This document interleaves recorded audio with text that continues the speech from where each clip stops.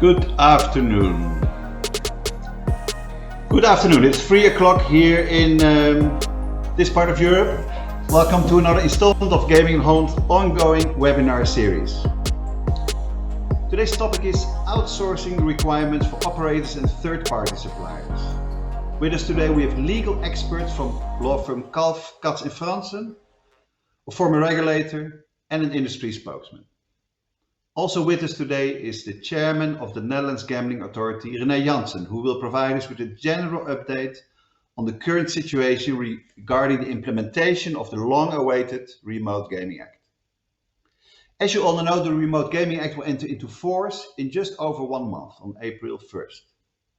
6 months later, on October 1st, 2021, this year, the regulated online gambling market opens. Next slide, please. But before we kick off with today's webinar, I would like to thank our strategic partners and sponsors. Without their invaluable support, we will not be able to do this. Very much. And the next slide, please. As always, our webinars are interactive. If you would like our speakers to answer one or more of your questions, please submit them through the Slido app. Scan the QR code on the left of your screen, enter the event code GIH, and then click the Q&A tab to submit your questions. It's simple, it's free, and it's easy. Please do note that René Jansen can only be briefly with us today. Hence, he won't be able to answer audience questions today. However, our other speakers will be more than happy to take your audience questions. Next slide, please.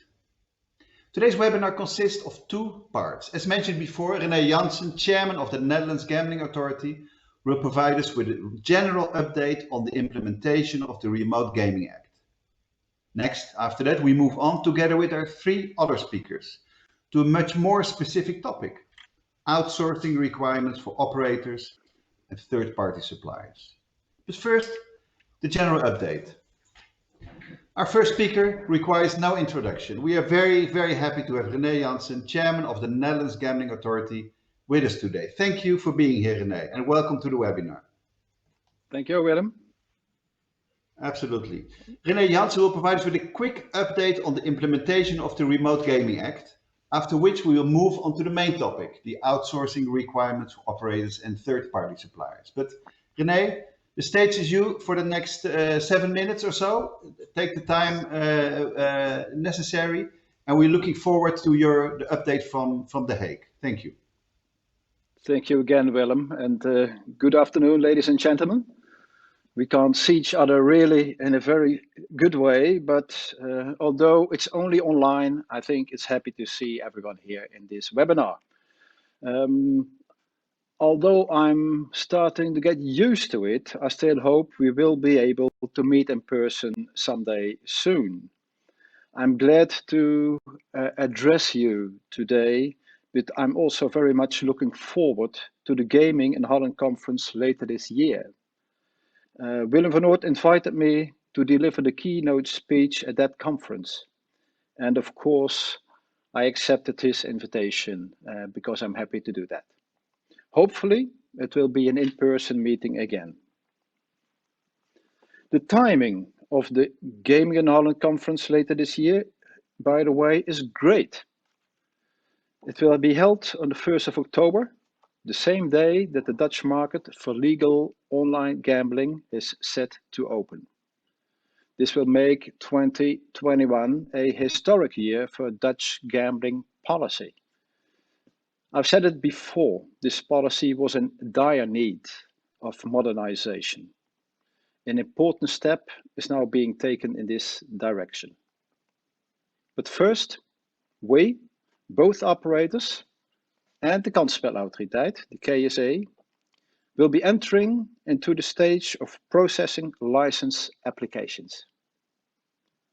They can be submitted from the 1st of April onwards, unless you must comply with the rules of the cooling off period. As you know, the critical date related to this is the 1st of July 2018.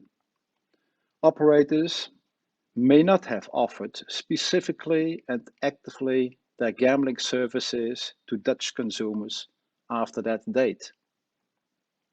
Operators who did so, nevertheless, will not be eligible for this first licensing round.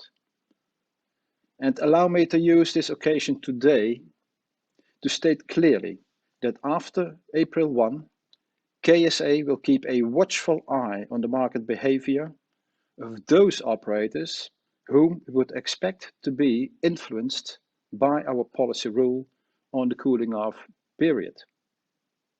But back to the sentence, the essential ones for today.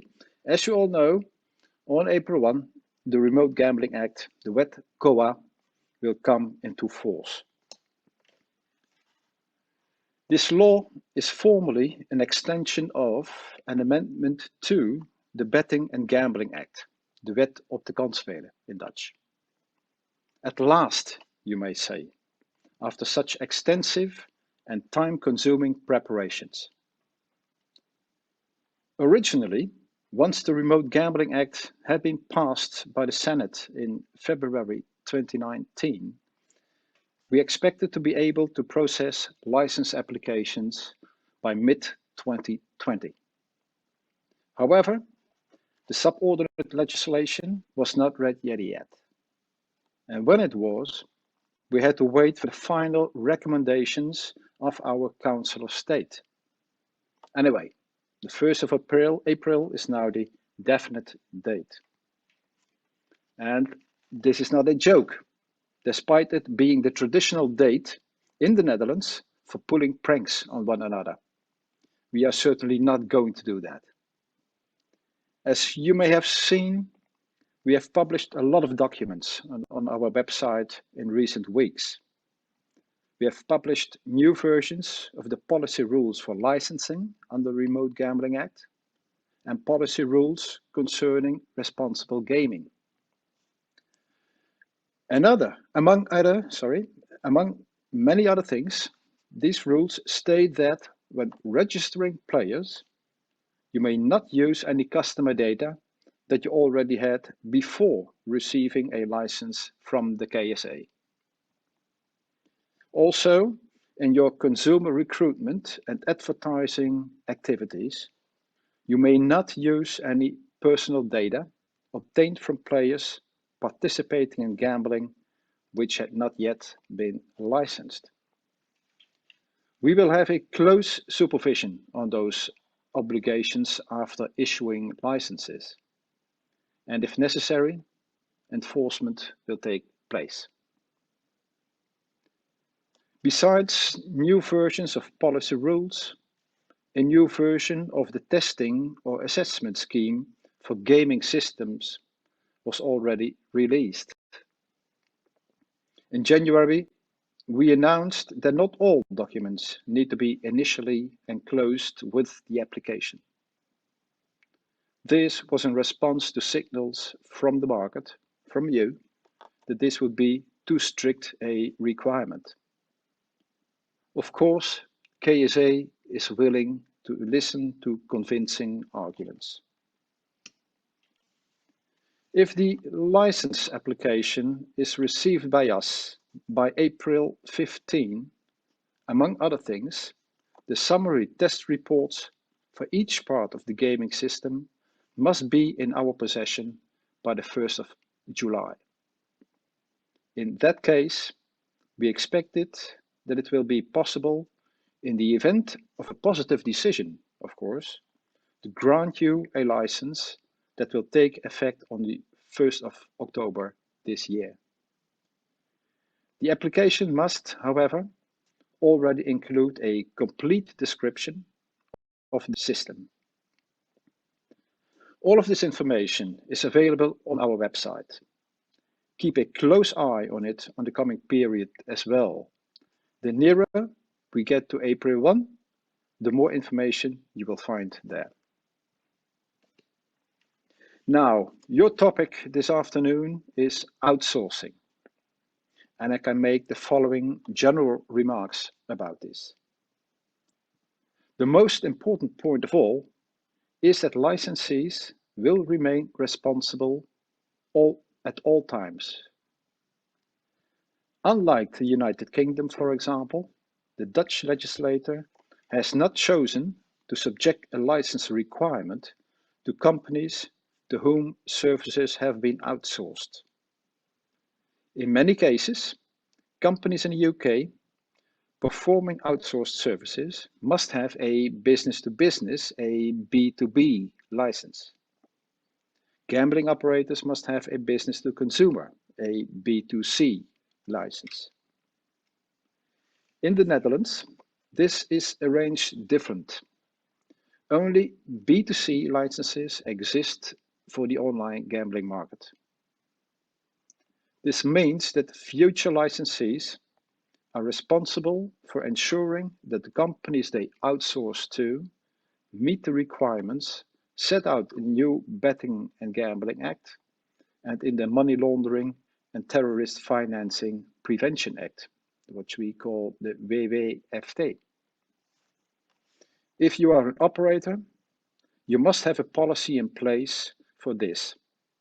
In other words, you must be able to demonstrate that the companies you are outsourcing to are just as reputable as you are. This is what I would like to say about this subject for now. I wish you all a pleasant and an instructive afternoon. And as I said before, I hope to see you in person on the 1st of October. So I would now like to hand over to Willem again, and I thank you very much. Thank you, René, and thank you for your contribution. That was very, very helpful. Thanks for being here, and good luck with the ongoing preparations in the next few weeks and months. We're all looking forward to seeing you latest, I guess, before on the 1st of October. Thank you, René Jansen. Thank you, and bye-bye. Thank you. Before we turn to other speakers, I would like to remind you, our viewers, you at home or in the office, that you can submit your questions to our speakers of the next part of the webinar through the Slido app or the website. Visit slido.com and enter the event code GIH. Next, select the Q&A tab on the screen to submit your questions. Alternatively, you can point your mobile to the QR code on the left of your screen and follow the same procedure. Let's move to the next slide. To discuss our main topic, outsourcing requirements for the operators and third-party suppliers, we have all the experts with us here today. We have Peter Paul de Goeij, MD of Dutch Online Trade Association NOGA. Welcome, Peter Paul. We have Francesco Rodano, former head of remote gaming at Italian regulator ADM and chief policy officer at Playtech. Welcome, Francesco.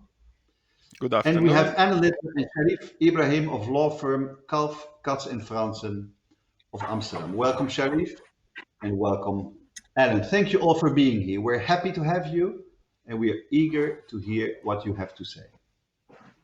Let's start with the legal experts from law firm Kalff, Katz and Franssen, Alan Litter and Sharif Ibrahim, who will share their legal analysis with us. And let's move to the first question here. The first question is for Sharif. Sharif, how are you? Hi, very good. Thank you. How are you? That's great. Sharif, what does the Netherlands Gambling Authority policy rule on outsourcing require from remote license applicants? Can you explain that to us? Yes, of course. It's a good question and, of course, very relevant given the recent changes that have somewhat lightened the burden on operators and suppliers in the context of outsourcing. I'll make 3 preliminary remarks and then move on to the requirements. The premise is outsourcing is possible, but only when in compliance with Dutch legislation. As René Jansen just pointed out, the operator bears the responsibility for its suppliers' compliance with Dutch legislation. So the obligations that rest on operators apply equally to its suppliers or subcontractors. And in this context, it's very important to also note that the NGA or the KSA looks at outsourcing in this context, that it also includes intra-group outsourcing. That's an important detail.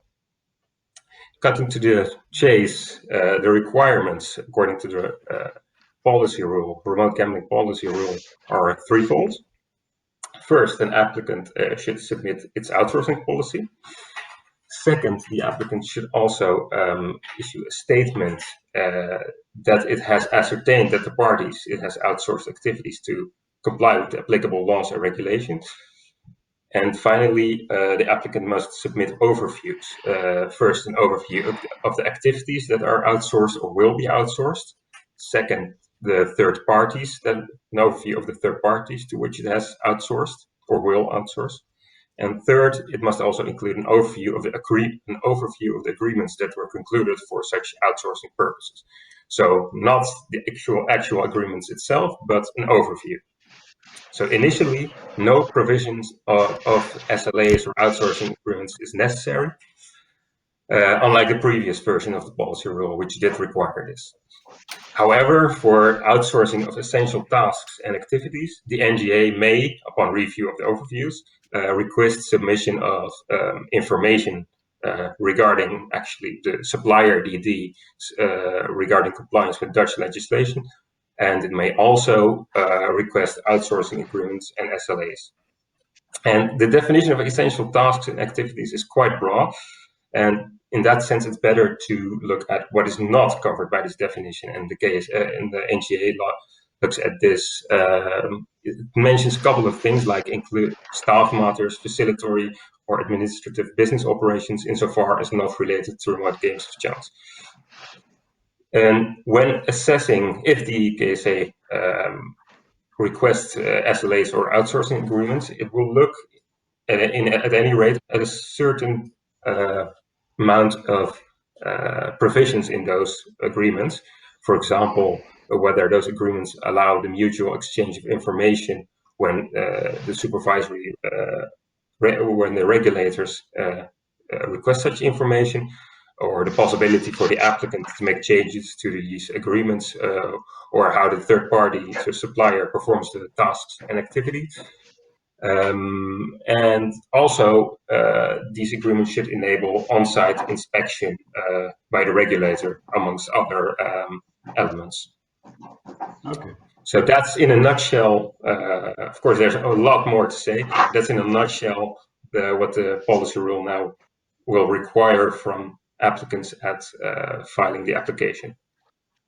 Okay, well that's really useful. I'm sure there will be some questions in the Q&A after that, but I think this was a great overview. So for our next question, we turn to Alan Littler. Alan, how are you? I'm fine. Well, I hope that isn't the question. No, that was of course the most important question. But secondly, of course, and what obligations and liabilities does the KSA's policy rule on outsourcing impose on third-party suppliers? Are these obligations sufficiently clear, you think? I will approach that question in one moment. I just want to get back on something that René Jansen said in his introductory remarks. For those operators who are currently on the market, of course, they have to cool off. And the cooling off period is 33 months. That ends on the 1st of April 2022. So all applications will have to be in before then. So April of next year, which means that operators would have to start cooling off by July 2019 at the latest. So not July 2018. I'm not sure whether that was clear or whether it was me who misunderstood it, but anybody who wants to apply, it should have to be cooling off as of July 2019. But that brings us nicely around to one of the points I wanted to make. As René also pointed out, the suppliers to licensed operators will also have to comply with all the rules and regulations under the new regime.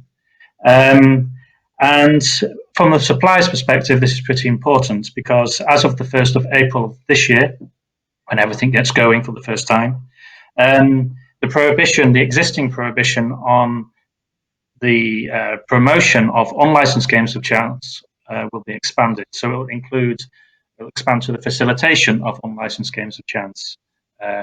So think of payment providers, software suppliers, and so forth. And as we know, the industry is in transition.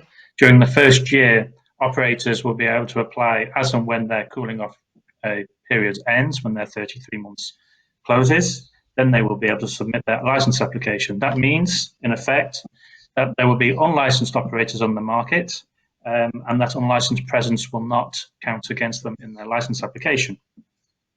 which is nothing new. But at the same time, those who apply, let's say, in the first few weeks of April, will have to do their due diligence and ensure that their suppliers are also not in breach of the law. But there will be those suppliers, I imagine, who will be supplying those who can apply at the beginning of April and maybe in June and August and so forth. But they will also be supplying operators who are still cooling off. So on the letter of the law, those suppliers will not be compliant with the prohibition on not servicing operators who are unlawfully present on the market, because everybody is in a period of transition. So that is perhaps a little bit, well, I hope it's not a blind spot. And in light of the cooling off criteria, one would hope that a pragmatic approach would be taken to this. And the fact that the cooling off criteria does not require operators to leave the market should not mean that B2B providers, software suppliers, payment providers should also start to withdraw their services from operators who are undergoing the cooling off criteria or undergoing the cooling off period, because that would have, well, the effect would be very, very similar to a blackout. So on reading on the policy rule, there should, I think, be room to read into the fact that, okay, the cooling off criteria applies to the B2C applicants. It should also therefore carry over to the way in which B2B suppliers are viewed when reference to them is made in the B2C applicants' applications, those who apply earlier on. Of course, the situation will change after the 1st of April 2022. The law will be the same, but practice should be different because the cooling off period, the leniency which that provides to operators, will close, and therefore, really, there would be no reason to be supplying locally unlicensed operators, unless it's an operator whose application is still under consideration by the gambling authority. So I think the obligations are clear. It's more a question of how they will be applied, and hopefully they'll be applied pragmatically in the first year. So, great, thank you, Alan. And you definitely gave us something to think about here, and thank you for that. Once again, I'd like to remind, next slide please, our viewers that you can submit your questions. I'm sure with Alan, maybe some interesting questions among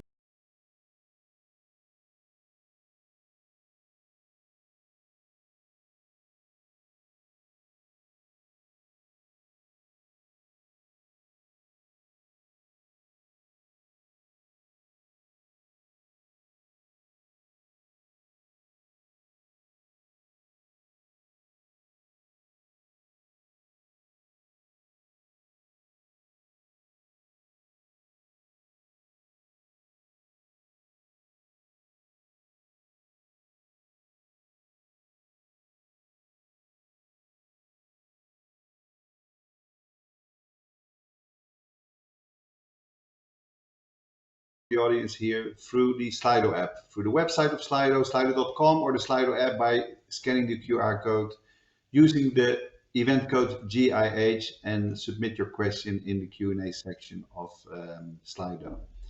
So our next speaker here today is Francesco Rodano. Francesco, welcome to the webinar. How are you? Thank you, Willem. I'm very, very good. Thank you. Good. Francesco, you've experienced both as a former regulator and in your current capacity as Chief Policy Officer at a major platform and software provider. From your perspective as a former regulator, and let's go to the first question here, these outsourcing rules appear to be quite burdensome. What problems were these rules intended to solve, you think, and will they work as intended? Okay, sure. Thank you. So from what Alan and Sharif said, maybe they eventually they won't be so burdensome because it seems they will be simplified. But again, only the practical application will show us if they will be burdensome. But at the same time, I guess they seem to respond to an actual regulatory need. And they do it, I'd say, in an original way, unlike other regulated markets.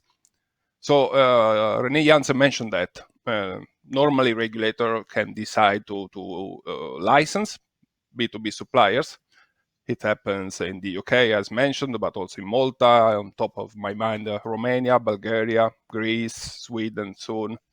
Or in most cases, there's no regulatory oversight at all on suppliers. No license and all the responsibilities on B2Cs. That happens, for instance, Italy, Spain, France, just to name a very few. But what about this need, this regulatory need? I'd like to mention my own experience in Italy, where of course I was directly involved.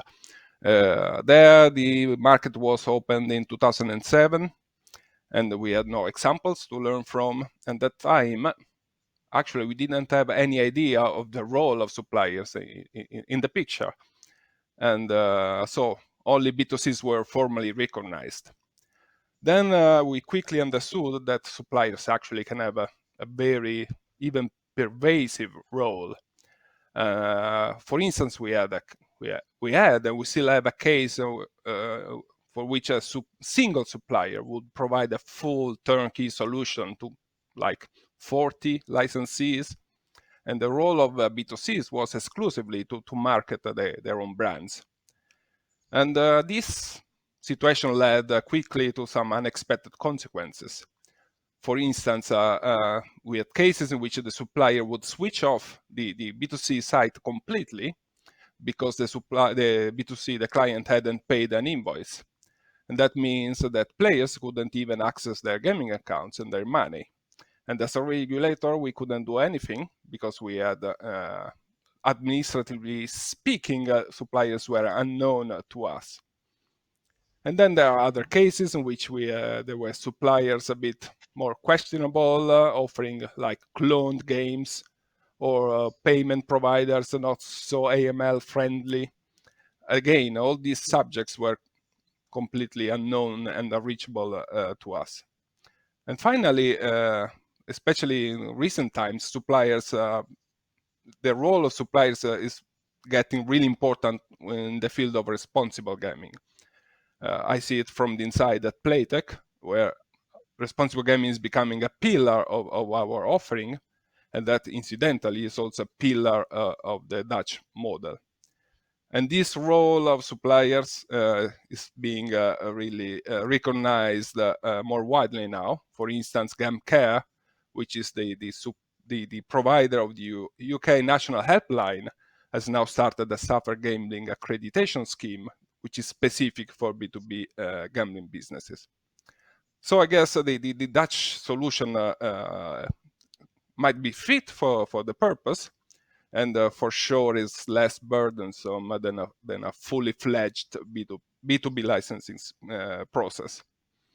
In general, I believe that if you make you get to know your suppliers from a regulatory standpoint, that can help you also accomplish your mission. Of course, the Dutch model covers many aspects, not only games and payments, but again, I think it can work. Yeah. Francesco, that's an international perspective. That was really, really interesting to hear. So let's move to the next question here, Francesco. And the next slide, please. Will, in your opinion, do you think that these rules will actually force supplier, going to the Dutch situation, to stop servicing unlicensed market participants? That's a very tricky question, and there's an easy answer. So if a regulatory framework is sensible and viable for all the stakeholders, the government, the industry, citizens, then the channeling rate, in theory, naturally tends to 100%, and then eventually the issue of unlicensed offer is solved. And on paper, the Dutch model seems to be quite sensible. But the reality, of course, is a bit more complex. So no matter how viable a regulated market is, then offshore operators and suppliers will always retain a competitive advantage, which is the lack of regulation and the associated costs and restrictions. That means that there will always be suppliers ready to exploit this opportunity. I mentioned earlier the dodgy ones, the cloners, and others. But then at the same time, the largest ones, those who provide the most popular games, I think nowadays have less interest in servicing unlicensed operators, especially now that the reputation seems to have become so relevant in terms of ensuring the sustainability of the business. Now having a good reputation is paramount if you think that with the opening of the US market, if you have even a small stain in your curriculum, you are prevented from entering the market. And now everybody wants to get there. So there's more attention from the supplier side. Of course, there are smaller ones who don't care, then the issue stands, but then you can, as a regulator, carry out other actions. You can cooperate with other regulators, the ones who will license the rogue suppliers, and every supplier has a license somewhere. Or you can act on other links of the supply chain which involves suppliers, like aggregators or affiliates. So there are ways to try to minimize the problem. Most importantly, and it's something I missed back then, now there's 15 years of enforcement experience across all markets. So there's a lot to learn from it, and probably there are solutions now that we couldn't think of some time ago. Excellent. Thank you, Francesco. Thank you for sharing that. I'm sure there will be some interesting questions to you during the Q&A part, so please stay here. And please, if you're watching from your office or from home, you have any questions, use the Slido app. Go to slido.com, event code GIH, and ask your questions.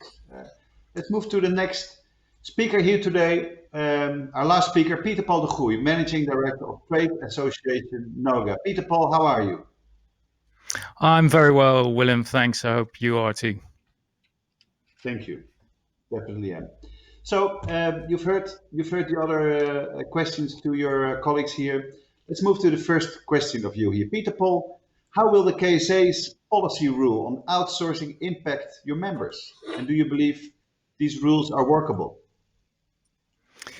Well, let me start by saying that, first of all, that we believe the intentions of the KSA behind the outsourcing rules are good. And we note that the KSA have taken a lot of the comments that were sent into account in the final version that was published, which is great. That's commendable.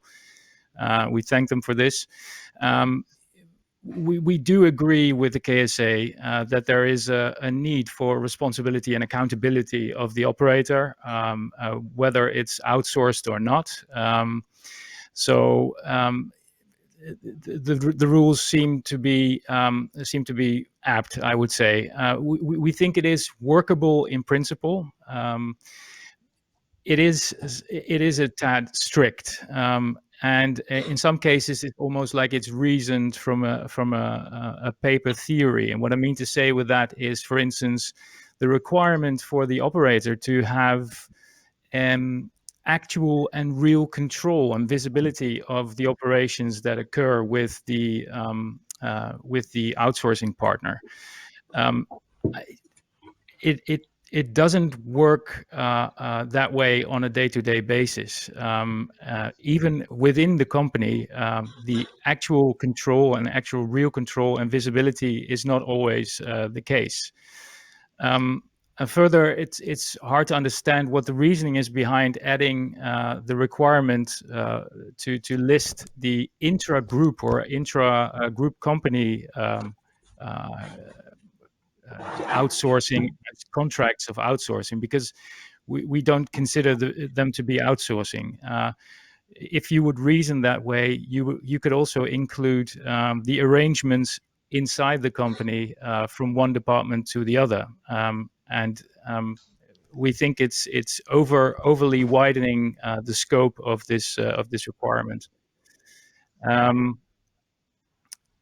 But in general, we think these rules are manageable and are workable. But there are certainly points that we need to get cleared before the license application process is started. Yeah, thank you, Pieter Paul. It seems there's still some streamlining to be done, which also somehow refers to the second question from me to you. Could you identify particular bottlenecks or suggest pragmatic improvements to this, Peter Paul? Well, indeed, it's very much connected to the point just discussed by Francesco and highlighted by Alan, and that is the point of how the KSA will judge or will go about in the case where a B2B provider is what they call aiding and abetting an operator that is applying for a license. That is, how will that be judged during the transitional period, which is ending on April 1st, 2022?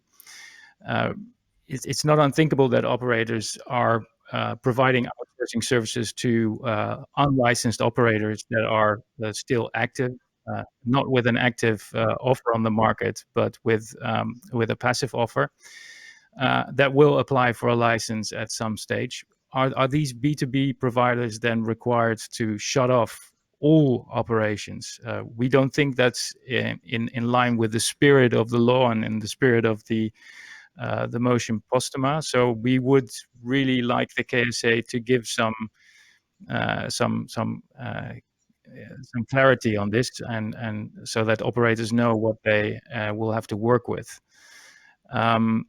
And a further pragmatic improvement, or a general point of improvement, or a recommendation, if you will, would be that the KSA keeps the lines with operators and prospective operators as open and as direct as possible, because right now in this time frame we see that a lot of regulations still cause some ambiguity about how they should be understood.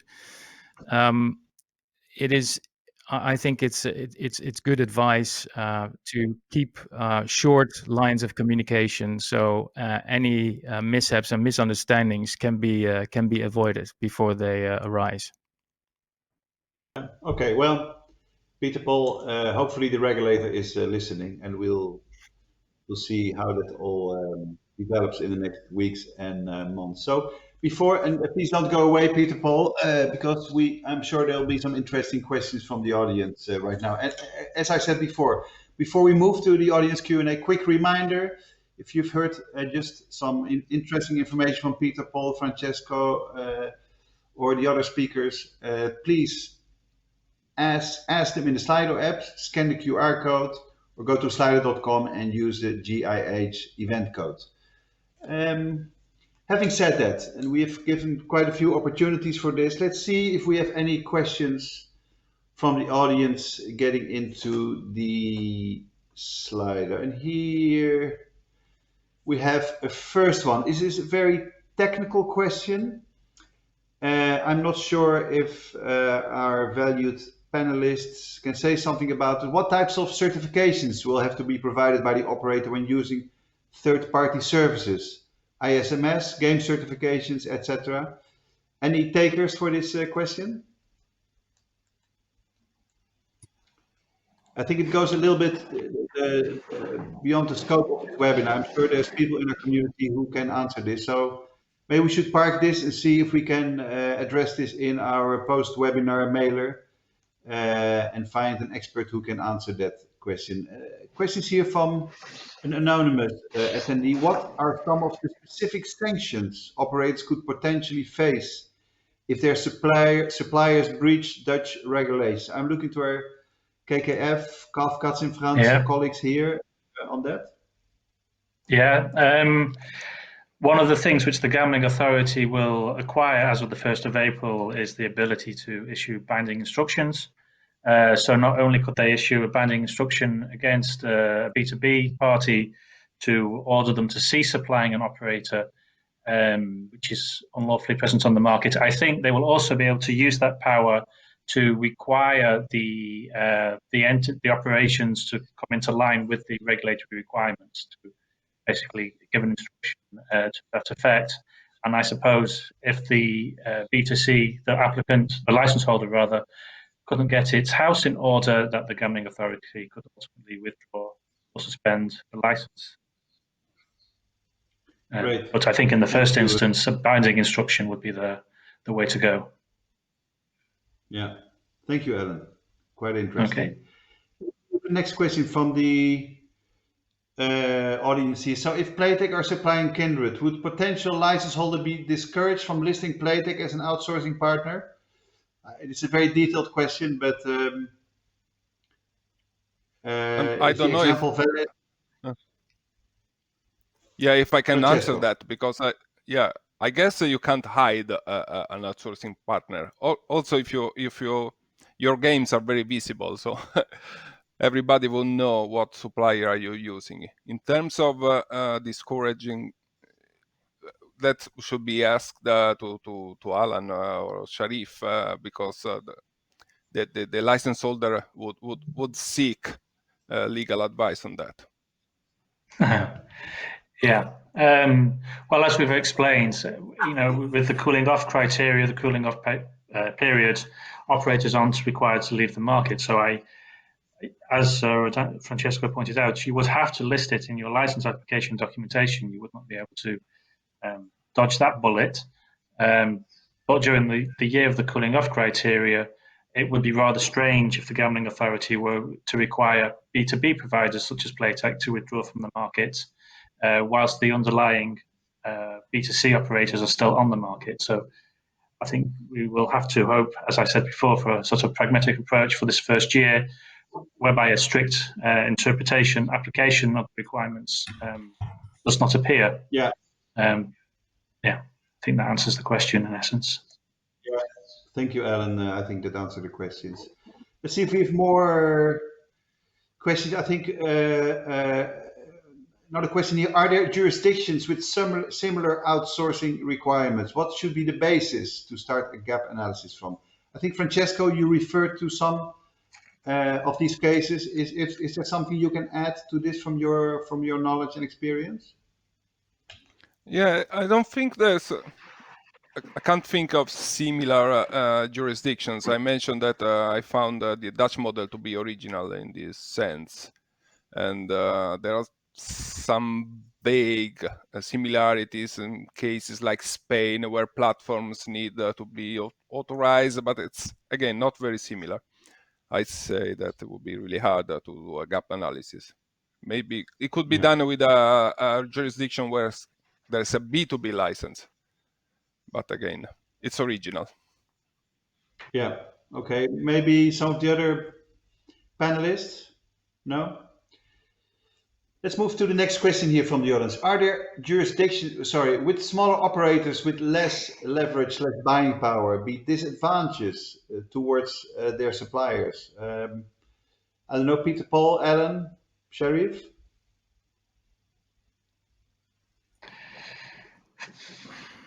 I guess in general, smaller operators will be coming from a disadvantaged position in comparison to the larger ones.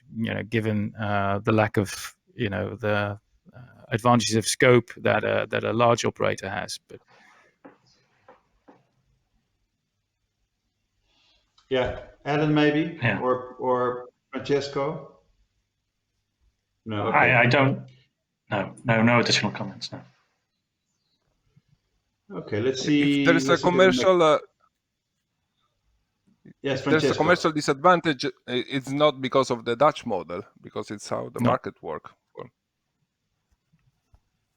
Yeah. Okay.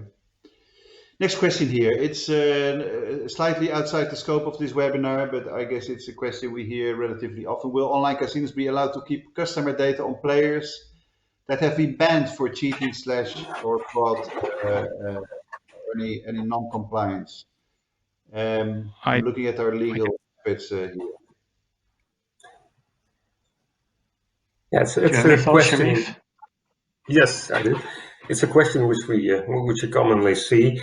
It is how it's currently phrased. It's not an obligation to delete all data which is already present, but it's a prohibition on the use of existing player personal details and in registration and recruitment and advertising activities.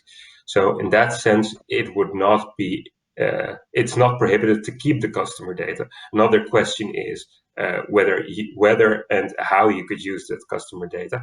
And at this moment, that's a bit unclear. What do you think about that, Alan? I'm not too sure whether this particular question is addressing the situation of the transition to the licensed regime where you use the .com database for your newly licensed Dutch activities, or whether it's solely looking, in which case I would agree with your answer, by the way, in which case, or whether, rather, I should say, the question is looking at the situation in the future. Once a player has been, is playing in the .nl licensed regime, and the player, for whatever reason, cheating, fraud, has been banned, I think then the operator would be bound by the terms within which it can keep data for specific purposes as set out in the legislation, and after that would have to delete the player data. But I think there are two distinct situations: one, this transitional regime, and B, once we're into the new regime. Well, yeah, I'd like to add something. I'd like to add something to that. It's said here when this is information about cheating or fraud, the one missing is responsible gambling.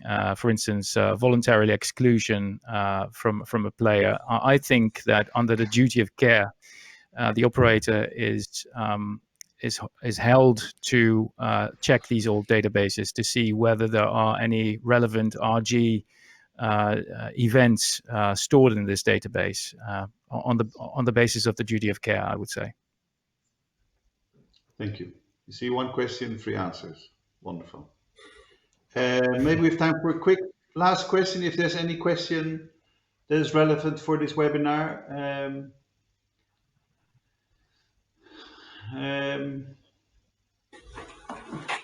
Yeah, I guess this is a question that refers to the transitional regime. Maybe we can have a quick answer to that before we wrap. Does player need to cash out and register a new account when the casino gets a license, correct? That's the first question. And then when at the latest must casino force players to cash out? Very practical question here, at least the second part about the transitional regime. Sharif, Alan? Before they go live with their new operation, I would say. Yeah. Yeah.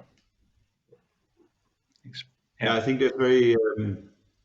I think that's a short but accurate question to this question.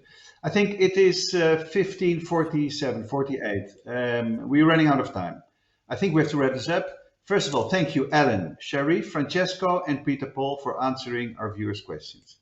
Thank you very much. And let's move to the next slide, please. With this, we have come to an end of yet another Gaming in Holland webinar. I hope you have found it useful. As always, let's keep in touch. It's very simple. If you have not signed up for the free newsletter and print magazines, please do so at signup.gamingin.eu, or also simply go to gaminginholland.com where you see the sign up form. Also, we have a series of additional webinars coming up. Next week already, we have another webinar coming up on necessary services, how and where to get them. This webinar will feature several suppliers who will showcase their products that are compliant with the Dutch regulated market. If you're considering entering the regulated online market, but have not found all the suppliers that you will need, this webinar may be for you. For now, I want to thank everybody. I wish everybody a wonderful day and hope to see you next week. Thank you.